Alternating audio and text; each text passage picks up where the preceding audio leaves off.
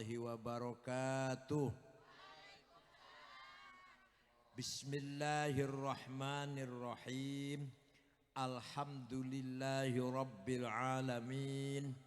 Wassalatu wassalamu ala sayyidina wa maulana wa syafi'ina wa habibina Muhammad afdalil anbiya'i wa khatamil mursalin wa ala alihi wa sahbihi wa man tabi'ahu bi ihsan min yaumina hadza ila yaumin nahdati waddin.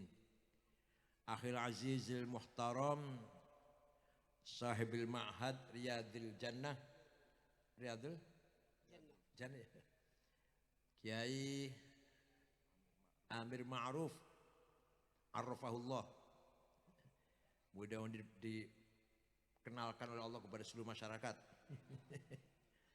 Bapak Camat Sukatani yang saya hormati, dan Kabakesra Kabupaten ini Pak Beni orang Sunda, Pak Kapolsek orang mana ini? Cirebon. Pak Danramil orang mana? Pak Danramil? Sarangan. Para ulama, para asatidz yang mohon maaf saya belum mengenal nama satu persatu, tapi yang jelas banyak sekali alumnus mutakharijin dari Hadratil Marhum wal Maghfurlah As-Sayyidul Habib Muhammad bin Alwi Al-Maliki. Ya, banyak yang hadir ya sini ya. Di Mekah yang baru wafat tahun 2004 ya.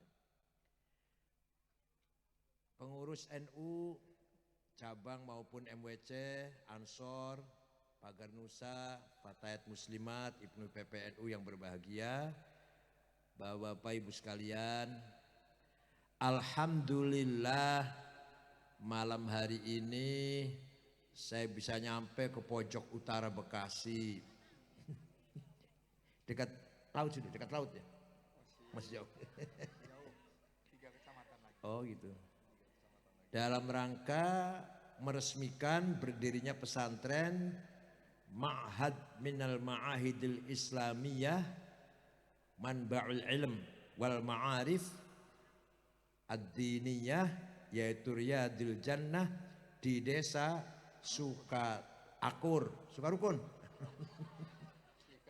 Sukarukun dan Sukatani, Bekasi. Pesantren merupakan Al-Hisnul Hasin, benteng yang kokoh, benteng menjaga akidah dan akhlak kita semua. Benteng satu-satunya, bahkan saya bisa mengatakan satu-satunya yang kita aman, tentram kalau anak kita dimasukkan pesantren. Tidak usah was-was, insya Allah tidak usah khawatir. Anak kita masuk ke pesantren akan menjadi anak yang berilmu dan berakhlak. Tapi kalau kita anak gak masuk pesantren, tiap hari khawatir tawuran, khawatir narkoba, khawatir dibawa geng motor, terbawa geng motor, khawatir apalagi perempuan, tiap hari was-was. Anak kita berangkat sekolah selamat apa enggak pulang ini, siapa tahu ada yang merkosa. Tapi kalau dimasukkan pesantren, kita serahkan kepada Kiai Amir Ma'ruf, percaya 100%, insya Allah. Jadi alumni pesantren secara umum tidak ada yang menjadi bajingan, yang menjadi preman, yang menjadi anak nakal. Ya ada sih, kita juga nggak menutupi, ada kalau alumni pesantren nakal ada 1, 2, 3, 4, 10, 20 lah, 30 lah. Tapi yang jelas tidak ada antar pesantren tawuran, ada tidak? Tidak ada antar kiai dan muridnya tahu berantem. Kiainya di demo oleh santrinya berantem. Kalau di sekolah banyak kayak itu. Oleh karena itu, percayakanlah pendidikan anak kita kepada kiai pesantren. Kiai pesantrennya pun harus siap dan bertanggung jawab dengan penuh mendidik anak-anak kita dengan pendidikan spiritual, ruhaniyah, akhlakul karimah yang baik. Syukur-syukur di sini ada SD, SMP, SMA atau SMK, sehingga bisa mengasih wadah, memberi tempat anak-anak yang ingin sekolah umum, bukan hanya agama. Dah itu. Silahkan di kanan kiri tawuran, nakal, narkoba, mabok-mabokan, insya Allah di dalam pesantren ketularan tidak? Tidak. Contohnya kayak Nabi Musa, kan tahu dongeng kan? Dongengnya tahu kan? Nabi Musa lahir ketika itu Fir'aun sedang memerintahkan tentaranya agar membunuh anak-anak laki-laki yang minggu-minggu ini lahir dari kelompok Bani Israel. Maka tentara operasi semua bayi laki-laki dan Israel dibunuh. Karena dia yang akan menghancurkan kekuasaan Fir'aun, kerajaan Fir'aun. Nah, oleh ibunya Musa dihanyutkan di sungai Nil. Gitu ya dongengnya, dongeng tahu kan? Nah, Tuhan yang ngatur. Manusia secanggih apapun gak bisa mengalahkan kehendak Tuhan. Tuhan yang ngatur. Si bayi Musa yang dihanyutkan di sungai malah ditemu oleh istrinya Fir'aun sedang mandi, namanya Asia. Tahu semua dongengnya lah. Dibawa pulang ke istana, lapor pada Fir'aun, saya nemu bayi laki-laki ganteng, kita pelihara ya, kita kan gak punya anak. Ya silahkan. Saya bukan hanya dongeng, dongeng sudah tahu semua lah. Tapi yang kita ambil pelajaran dari dongeng tersebut apa? Musa sejak bayi, kemudian matanya melek, kemudian jadi anak-anak, jadi remaja, dari orang pemuda dewasa, hidup di tengah-tengah keluarga istana yang penuh dengan kekufuran, kefasikan, kemaksiatan. Kan istilah Fir'aun itu kan ya, joget-jogetan, mabok-mabokan, tari telanjang, tari perut, dan sebagainya lah. Segala mungkarat ada di dalam istana Fir'aun. Kira-kira kalau kita gimana? Kalau kita gimana? Lahir di dalam rumah yang isinya mungkarat, ketularan nggak kira-kira? Ngaku berarti. Musa ketularan tidak? Tidak. Paling sejak melek, bayi melek tuh loh. Udah yang dilihat itu apa? Kemungkaratan, kemaksiatan, kefasikan, kekufuran. Tapi Musa tidak ketularan. Kenapa? Karena Musa dididik oleh imro'atun solihatun mukhlisah. Dididik oleh seorang ibu yang soleh dan ikhlas. Kalau hujan agak salah ibu kalau hujan. Berkat didikan seorang ibu yang soleh dan ikhlas, Musa tidak terkontaminasi oleh keadaan keluarga Fir'aun. Nah, sama dengan anak kita dalam pesantren dididik oleh Kiai Amir Ma'ruf. Ini bagaikan sitasiah ini yang mendidik rohani anak-anak kita, spiritual anak kita dengan ikhlas. Dengan apa? Ikhlas. Gak jelas bayarannya, gak jelas. Yakin gak jelas bayarannya? Bayarannya gaji pakai yen ono. Yen itu artinya kalau ada bahasa Jawa, yen ono. Nah, insya Allah sejak dulu sampai sekarang pesantren masih sangat berperan yang sangat penting dalam rangka membangun masyarakat yang berakhlak.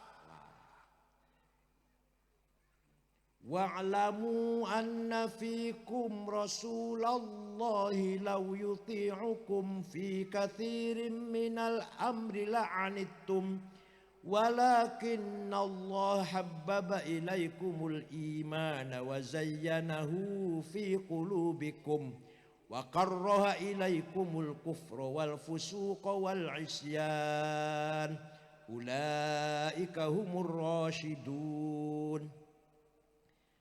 Orang yang sudah beriman dan imannya sudah menghiasi dirinya, imannya sudah menjadi hiasan kehidupannya,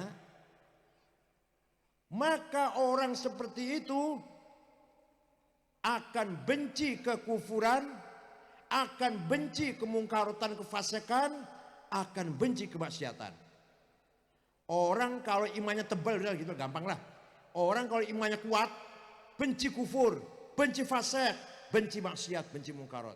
Saya tanya sekarang, Bapak ibu-ibu imannya kuat?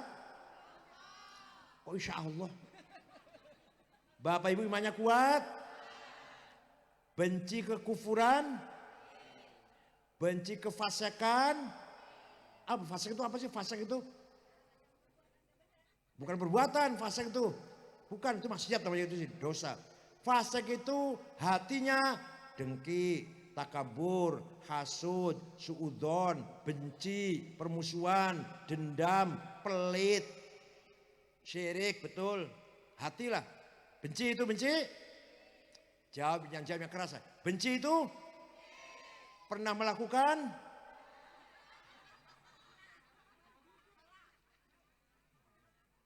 Itu namanya kefasikan.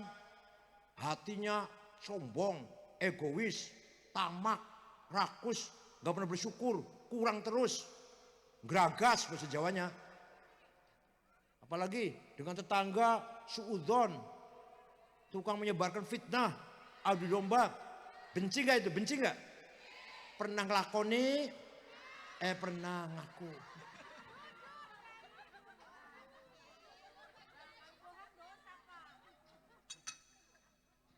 Dan baru yang ketiga, benci kemaksiatan. Maksudnya yang lahir namanya maksiat, yang lahir minum arak, mau mabokan, zina, mencuri, namanya maksiat. Kalau kefasikan masalah mental dan hati. Paham tidak? Sekarang saya mau bicara tentang hati. Mau? Coba. Hati itu, di dalam hati kita ada yang namanya basiroh. Apa? Bahasa Inggrisnya the eye of heart. Mata hati. Setiap orang punya mata hatinya. Yang bisa membedakan mana baik, mana buruk. Fa'alhamaha fujuraha taqwaha. Bisa membedakan ini baik, ini buruk, ini benar, ini salah. Ini bohong, ini jujur. Semua tahu, semua tahu. Tukang pemulung sampah pun tahu. Yang enggak sekolah pun tahu. Jujur itu baik, bohong itu salah. Transparan itu baik, korupsi itu jelek. Semua tahulah gitu. Ada yang enggak tahu enggak? Ada yang enggak tahu. Karena setiap manusia punya basiroh. Balil insanu ala nafsihi basiroh walau alqa ma'adhiroh. Setiap manusia punya mata hati yang membedakan mana baik, mana buruk, mana benar, mana salah, mana terpuji, mana tercela. Paham? Setelah tahu mana baik, mana buruk, maka estafet, oper ya, oper pada bagian yang kedua. Apa namanya? Namanya moral. Namanya apa? Kalau bahasa Inggrisnya conscience. Atau bahasa Arabnya domir, moral. Moral ini akan mengeluarkan salah satu perintah atau larangan. Setelah basiroh tahu jujur itu baik, moral akan berkata, jujurlah kamu. If'al, bahasa Arabnya. Kalau bahasa Inggrisnya, do it. Paham tidak? Paham tidak? Setelah tahu, basiroh kita tahu, jujur itu baik. Bersaudara itu baik. Maka moral akan berkata, bersaudaralah kamu, solidlah kamu. If'al, do it. Kalau basirah tahu bertengkar, bermusuhan, saling membenci itu jelek. Basirah kita mengatakan ini jelek nih, bermusuhan, hasud, dengki, korupsi, bohong, manipulasi. Maka dhamir akan mengatakan, moral akan berkata, la taf'al, don't do that. Jangan lakukan itu. Ada nggak suara gitu? Ada nggak dalam hati suara gitu? Ada ya? Misalnya ada adzan, bangun tuh males banget. Pasti ada dorongan, bangun dong sholat. Ada kan ya? Tapi tetap aja nggak bangun. Maka di sini namanya moral. Paham tidak? Yang ketiga, hati itu apa namanya? Fuad. Apa namanya? Fuad ini hakim yang akan memvonis kita baik atau buruk, benar atau salah. Setelah basirah mata hati kita tahu bahwa jujur itu baik, bohong itu salah. Kemudian moral berkata, jujurlah kamu, jangan kamu bohong. Kemudian kita turuti jujur, maka akan ada suara dalam fuad. Fuad apa? Deeper of heart, nurani. Maka ada suara dari fuad kita, kamu benar, kamu baik, tidur nyenyak, langkahnya mantap, percaya diri, jangan khawatir. Paham tidak? Tapi kalau kata basirah, bohong itu jelek, dan moral mengatakan kamu jangan bohong, bohong, maka fuad nurani akan menjatuhkan vonis, kamu jelek, kamu salah, kamu nggak bisa tidur, kamu nggak tidur nyenyak, kamu langkahnya nggak mantap, selalu dibayang-bayang ketakutan.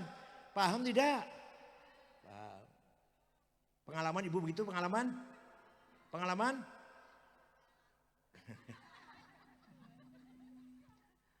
Rasulullah bersabda, if istafti qalbak albirru matma'anna ilaihi qalbuk wal ithmu ma haka fi nafsik. Tanyalah pada hatimu sendiri. Kalau yang kamu lakukan hatimu tenang, dilihat orang senang, di syuting kamera TV senang, bangga, tersiar beritanya senang, Pak Haji Ahmad bagi-bagi sembako. Misalkan kirim sembako ke korban gempa di Cianjur, bagi-bagi, masuk TV, masuk koran, masuk medsos, orang tahu semua, senang, berarti benar. Kalau yang kamu lakukan itu seandainya ada orang tahu, tidak senang. Kalau ada orang tahu, tidak senang. Apalagi kalau koran tahu, apalagi kalau wartawan tahu. Istri jangan tahu, anak jangan tahu, asisten jangan sampai tahu. Ya. Itu berarti yang kamu lakukan ragu-ragu. Tengok kanan, tengok kiri dulu, jangan ada yang tahu. Itu berarti yang kamu lakukan dosa. Paham tidak? Pengalaman sering ya? Kalau yang kamu lakukan itu tenang, seandainya orang tahu pun senang, baik, benar itu yang kamu lakukan. Tapi kalau yang kamu lakukan itu merasa tidak tenang, jangan ada orang tahu. Istri pun jangan tahu, suami pun jangan tahu. Itu berarti yang kamu lakukan adalah dosa. Siapa ini yang mengatakan dulu siapa? Moral. Ini moral yang nanti akan jatuh pada vonis dari fuad, kamu benar atau kamu salah. Mudah-mudahan bisa dipahami dan kalau pulang nanti ada perubahan. Orang bohong itu butuh cerdas. Orang bohong itu harus cerdas. Kalau nggak cerdas nanti bohongnya berulang-ulang.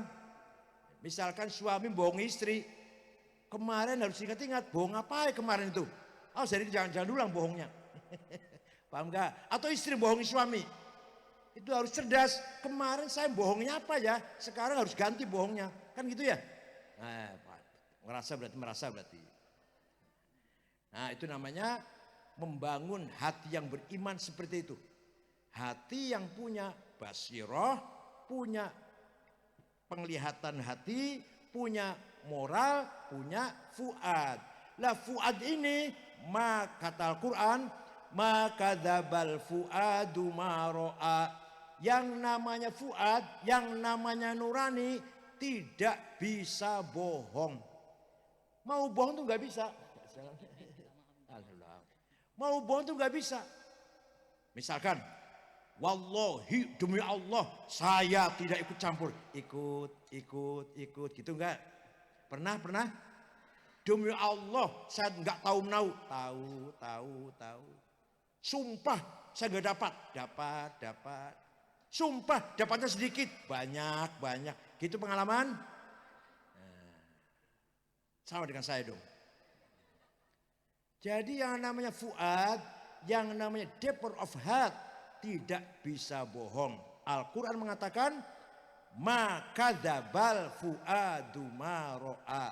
Yang namanya fuad tidak bisa bohong. Maka semua manusia ini harus fuadnya aktif. Fuadnya harus tajam. Mohon maaf, polisi harus punya fuad, hakim harus punya fuad, jaksa harus punya fuad, pokoknya penegak hukum lah harus punya fuad. Suara nurani itu loh, nggak bisa bohong itu. Mungkin bantah kayak apa? Demi Allah, sumpah saya nggak tahu menau. Tahu. Saya nggak terlibat. Itu ya. Demi Allah saya nggak selingkuh. Iya. Ini yang banyak selingkuhnya laki apa perempuan sih? Laki. Yang banyak selingkuhnya perempuan apa laki-laki? Ini saya tanya ke sini. Apa? Perempuan.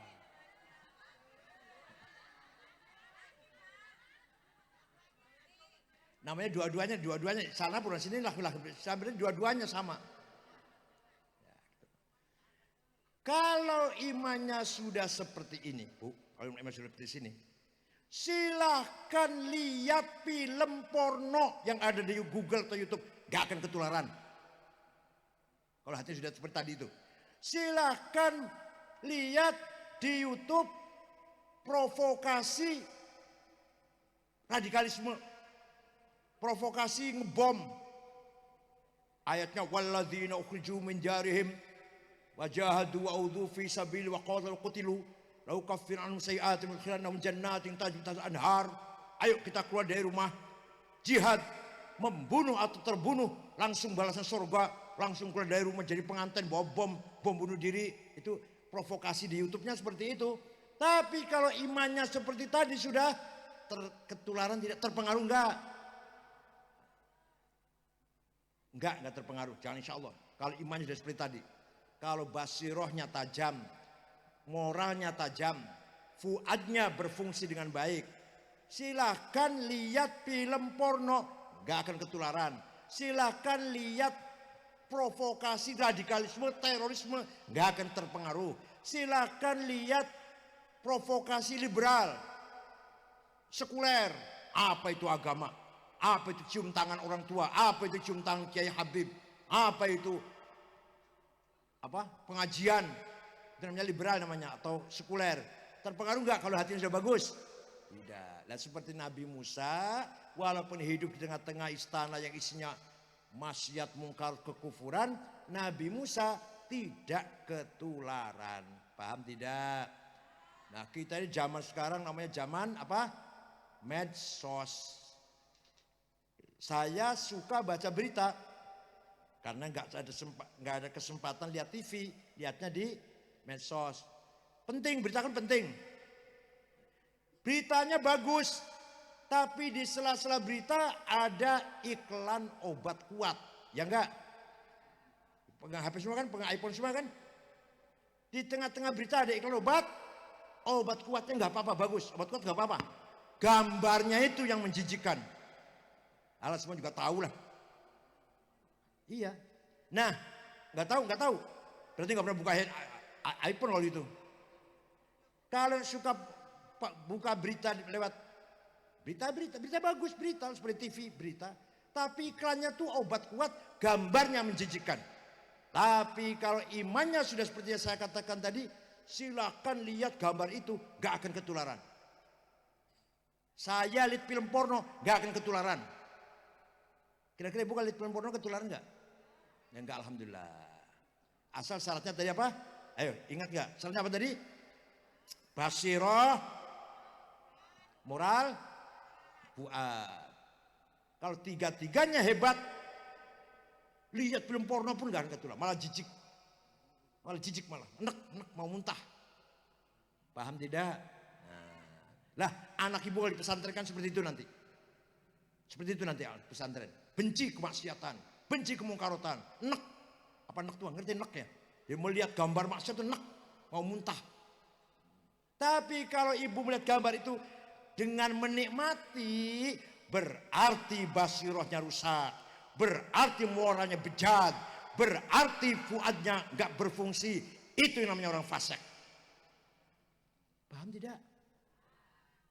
Kalau masih suka hasud dengki, kalau masih suka takabur, suka fitnah, namanya orang fasik. Walaupun tiap tahun haji, tiap bulan umroh, bangun masjid. Bagus, bukan saya mengatakan jelek, bangun masjidnya bagus.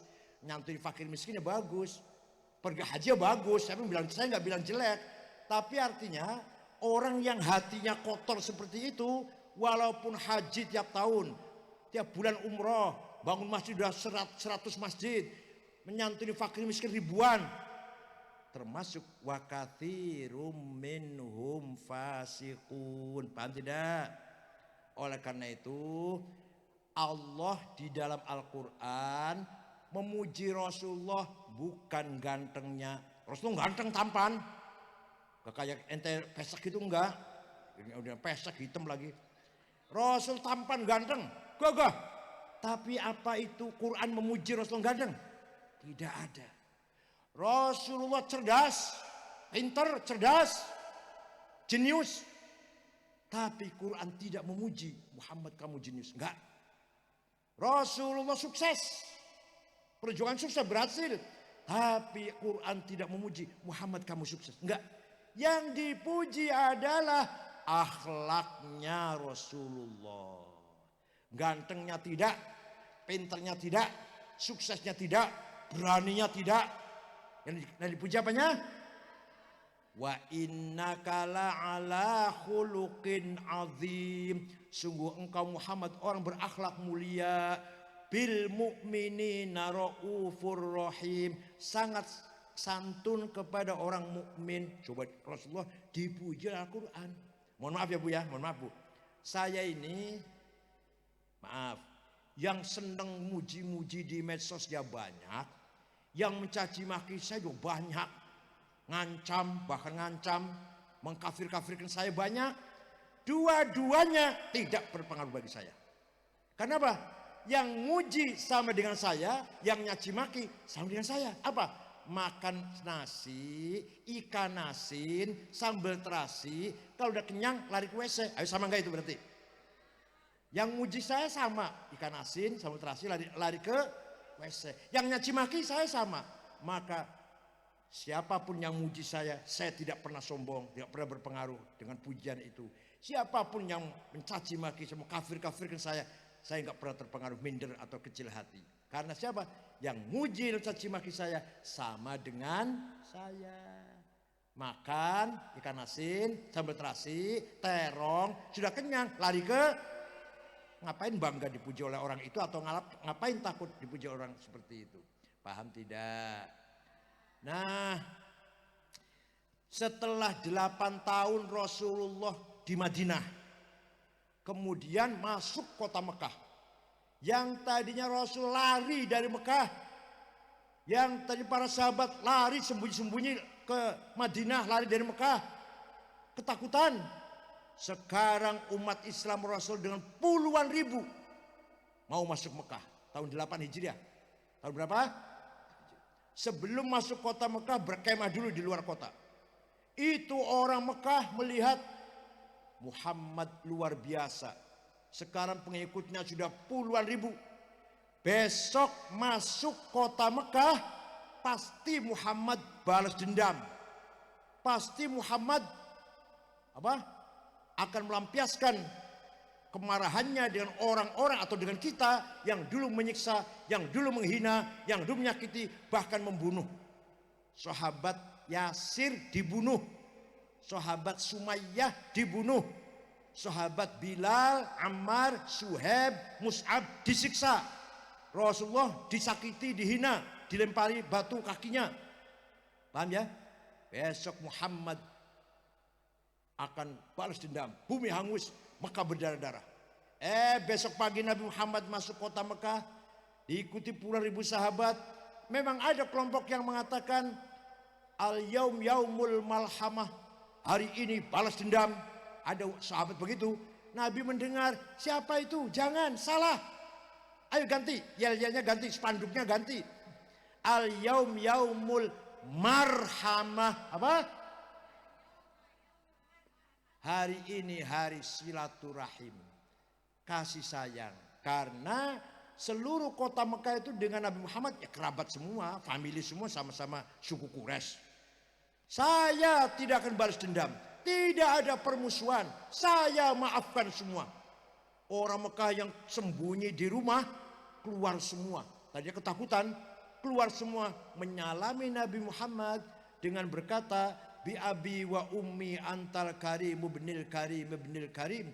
Demi ayahku, demi ibuku, sungguh kau Muhammad orang mulia, putra dari seorang ayah yang mulia, cucu dari seorang kakek yang mulia. Semua masuk Islam orang Mekah. Maka jumlah orang Islam tahun 8 Hijriah itu lebih dari 100 ribu lebih setelah orang Mekah masuk Islam. Nah, Nabi Muhammad seperti itu dipuji oleh Al-Quran. Fabima rahmatim minallahi lintalahum walau kunta faddan ghalidhal qalbi lan faddu min hawlik fa'fu anhum wastaghfir lahum wasyawirhum fil amr fa idza azamta fatawakkal 'ala Allah innallaha yuhibbul mutawakkilin. Muhammad, kamu santun, kamu ramah, kamu pemaaf, maka mereka simpati pada kamu masuk Islam. Seandainya kamu kasar, sombong, congkak, sweeping, bawa pentung, takbir. Seandainya, Nabi enggak takbir, Nabi enggak takbir enggak. Seandainya kamu tuh kasar, congkak, nyaci maki, sweeping, bawa pentung, takbir, niscaya orang Mekah lari meninggalkan kamu. Tapi karena kamu pemaaf, santun, enggak ada balas dendam, ramah, mereka berbondong-bondong masuk Islam. Fa'fu anhum, maafkan mereka Muhammad. Maafkanlah orang Mekah Muhammad. Ibu bisa niru itu, Pak? Bisa niru itu? Kok diam aja? Ibu bisa meniru akhlak Nabi Muhammad seperti itu? Bisa, yang keras, yang keras. Bisa? Orang yang kemarin nipu kita 10 juta, dimaafkan? Kok amin? Dimaafin? Tenang, betul sungguhan nih. Orang yang kemarin bawa sepeda motor lari, maunya pinjamnya yang tidak dikembalikan, kita maafkan. Bisa? Katanya mau siap niru akhlak Nabi Muhammad. Bukan hanya maafkan Nabi, wastaghfir lahum, mintalah ampun kepada Allah untuk mereka. Jadi Nabi Muhammad memohonkan ampun untuk orang Mekah yang tadinya memusuhi Islam. Bisa? Bisa niru itu? Yang kemarin nipu kita 10 juta, kita doakan, ya Allah dosanya diampuni, itu bisa? Itulah akhlaknya Nabi Muhammad sallallahu alaihi wasallam. Wa innamal umamul akhlaqu ma baqiyat fa inhum dhahabat akhlaquhum dhahabu. Dengarkan. Martabatnya bangsa itu tergantung akhlaknya, bukan agamanya. Martabatnya bangsa akhlaknya, bukan agamanya. Contoh, Afghanistan. Dengar negara itu? Dengar, 100% penduduknya muslim. Satu orang saja orang Kristen gak ada. 100% muslim. Madhabnya Hanafi madhabnya. Nak tarakutnya Naqsabandiyah. Akidahnya Maturidiyah, Ahli Sunnah lah pokoknya. Terdiri dari 7 suku. Terdiri dari berapa? 7 suku. Indonesia kan 714 suku. Dah? Sudah 40 tahun perang saudara. Lagi pengajian dibom. Lagi sholat Jumat, belum lama. Sebulan kemarin ya. Dibom, di berita ada di TV itu. Lagi sholat Jumat. Madrasah dibom, rumah sakit dibom. presidennya yang hafal Quran, Profesor Dr. Burhanuddin Rabbani, hafal Quran orangnya, presiden, dibunuh. Sampai sekarang penyanyi perempuan, ada perempuan nyanyi biduanita, dibunuh. Kenapa? Kan nyanyi itu haram. Nyanyi haram, kalau membunuh tidak haram. Coba, nyanyi haram, membunuh tidak haram. Oh gitu. Afghanistan sampai sekarang seperti itu, 100% muslim. Ibu ingin jalan-jalan ke sana? Nah, tuh, padahal Islam tuh padahal. Sekarang Jepang. Saya 4 kali ke Jepang sudah. Aman, tertib, disiplin. Kota Tokyo nggak ada polisi lalu lintas, nggak ada, tertib sendiri-sendiri, nggak ada polisi satupun, nggak ada polisi di Tokyo itu. Supir tertib sendiri-sendiri, nggak ada orang buang sampah sembarangan. Kemarin aja waktu sepak bola di Qatar, waktu Jepang main, orang Jepang banyak nonton tuh. Nah selesai tuh sampahnya dibawa pulang sendiri-sendiri, dibawa keluar, dibuang ke tempat yang sampah. Tuh penonton orang Jepang tuh. Tidak ada penodong, tidak ada copet, tidak ada perampok, ramah.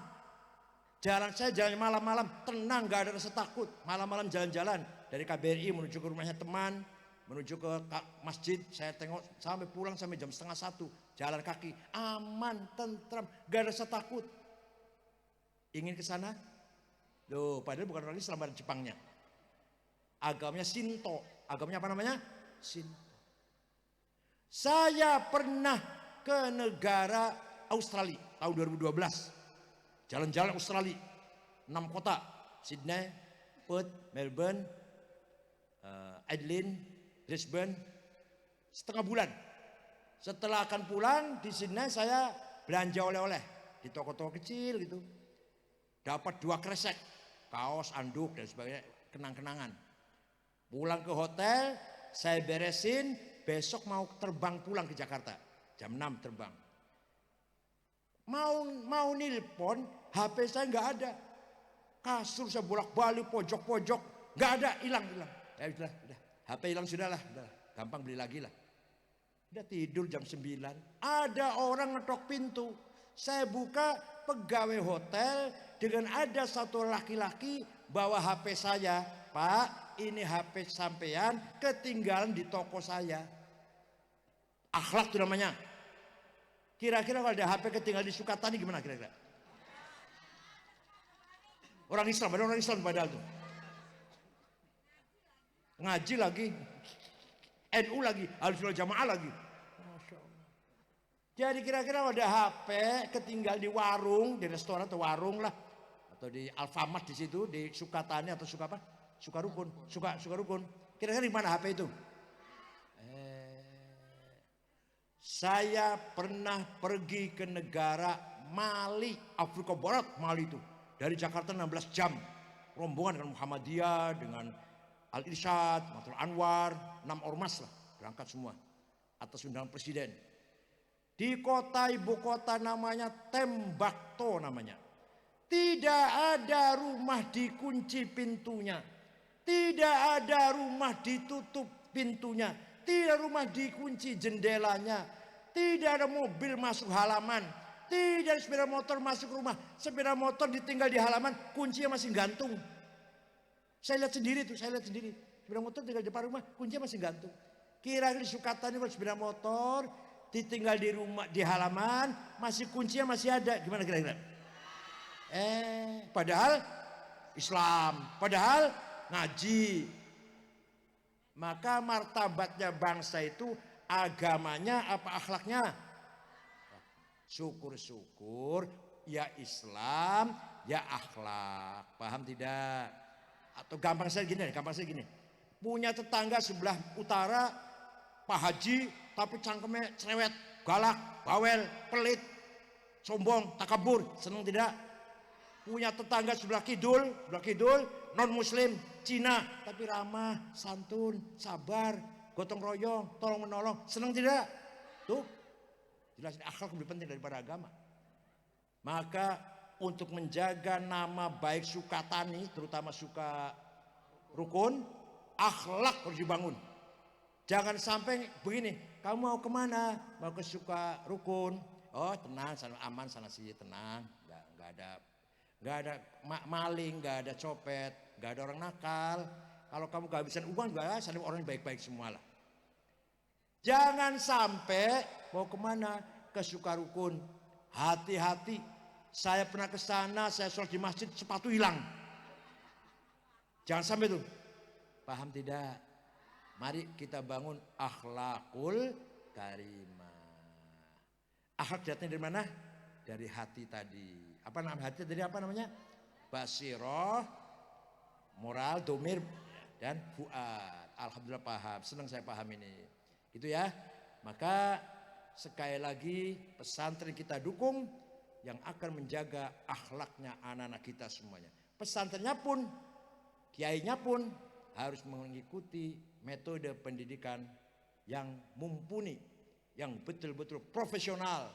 Yang ngajar agama harus betul pinter, yang ngajar ilmu apa misalkan matematik betul-betul pinter, yang ngajar bahasa Inggris betul fasih, yang ngajar bahasa Arab betul bisa ngomong Arab, gitu ya. Jangan ustad-ustadan. Ini banyak sekali yang SAG itu enggak jelas mutunya ini. SAG. Apa?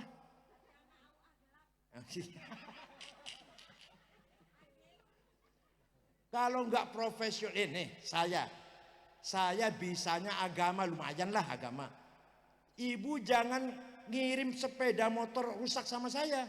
Tolong dong perbaiki sepeda motor saya. Tambah rusak. Ibu sakit datang ke saya, tambah sakit dan saya berkasih obat salah semua. Begitu pula yang SH, yang insinyur, yang dokter, jangan bicara agama. Salah semua nanti. Paham tidak? Jangan insinyur bicara agama, dokter bicara agama, sarjana hukum bicara agama, maulid nabi bid'ah, tahlilan bid'ah, tawassul musyrik. Lah itu tuh. Karena yang ngomong tidak ngerti. Walau annahum idzalamu anfusahum ja'uka fastaghfirullah wastaghfara lahumur rasul lawajadullaha tawwabar rahima. Orang yang banyak dosanya seperti saya contohnya, datang kepadamu Muhammad dan orang itu bertaubat di sisimu Muhammad, dan Muhammad kamu ikut juga memintakan ampun untuk orang itu, Allah pasti mengampuni. Lamnya itu namanya lam taukid, lam pasti. Pasti Allah mengampuni dosanya orang itu. Ibu banyak dosa misalkan, pergi ke Madinah umroh, istighfar di sebelah Rasulullah, istighfar di sebelahnya Rasulullah. Mudah-mudahan Rasulnya ikut mendukung. Mudah-mudahan Rasulullah ikut mendukung istighfar kita, pasti Allah mengampuni. Ini namanya apa? Namanya Rasulullah mempunyai hak otorita, diberi kebebasan untuk memberikan syafaat. Paham tidak? Orang percaya nggak Nabi bisa memberi syafaat? Bisa tidak? Percaya tidak? Yang percaya pasti dapat syafaat Rasulullah. Yang tidak percaya pasti tidak dapat syafaat Rasulullah. Terserah, saya nggak akan maksa nggak. Percaya pasti dapat syafaat Rasulullah. Nggak percaya pasti tidak dapat Rasulullah. Dapat syafaat Rasulullah. Monggo, terserah milih mana. Percaya apa enggak? Kalau saya ada orang sini nggak percaya, saya sendiri percaya. Saya sendirian loh. Saya kira itu saja. Mudah-mudahan ada manfaatnya. Sudah ada santrinya? Sudah banyak ya. Alhamdulillah. Mari kita otisin ya, 100-an lah kira-kira. Mari kita dukung Pak Camat, dan Ramil, Pak Kapolsek. Pesantren merupakan tadi saya katakan al-hisnul hasin, benteng yang kuat dalam menjaga akhlak karimah. Tidak ada kiai ngajarin berontak, nggak ada. Kiai NU terutama, saya tahu sendirilah. Nggak ada kiai NU ngajari gini cara ngakit bom, nggak ada. Gini cara masang bom begini ya masangnya ya, nggak ada. Saya tahu itu. Masya Allah. Bahkan kalau ada orang bertengkar, sing akur, sabar, tuh kiai itu nggak dibayar nggak ada SK-nya, tapi kiai selalu mengatakan kepada masyarakat yang akur, yang rukun, jangan bertengkar. Kalau ada musibah yang sabar. Kalau suami lapor, istri saya galak ya, rewel, melawan sama saya. Jadi gimana? Mau saya cerai? Jangan, sabar. Terpaksa kawin lagi saja. Asal jangan cerai lu. Itu kata kiainya, bukan kata saya, kata kiainya itu. Mudah-mudahan manfaatnya. Syukran wa dumtum fil khair barakati wan najah. Yahfadkum min ahati wal afat. Wa yakhud bi aidikum fihi shalah wal barakah. Wallahul muwaffiq ila aqwamit thoriq. Wassalamualaikum warahmatullahi wabarakatuh.